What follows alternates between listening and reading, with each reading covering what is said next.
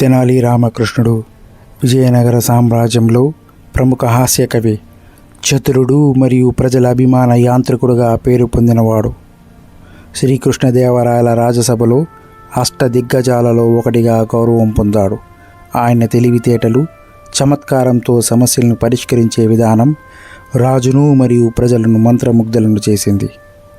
అతను తన హాస్యం ద్వారా సామాజిక అంశాలను గమనించి తెలివిగా ఎత్తి చూపుతూ సరదాగా పరిష్కరించేవాడు.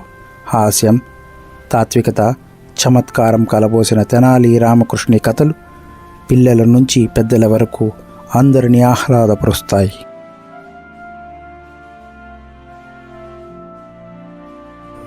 మీకోసం ఒక హాస్య కథ, ఒక వింత దొంగతనం.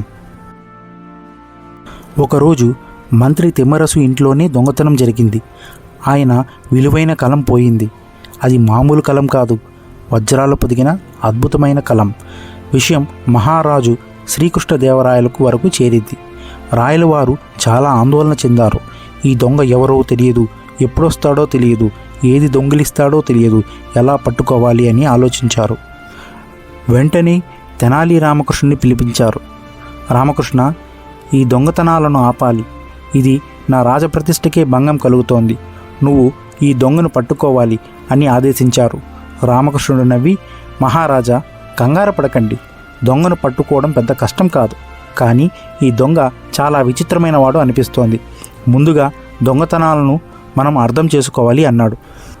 అర్థం చేసుకోవడమా?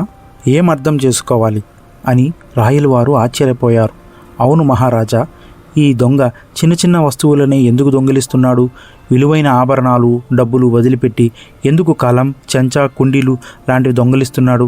ఇది సాధారణ దొంగ పని కాదు అని రామకృష్ణుడు వివరించాడు. రాయలవారు ఆలోచనలో పడ్డారు. అవును, నువ్వు చెప్పింది నిజమే.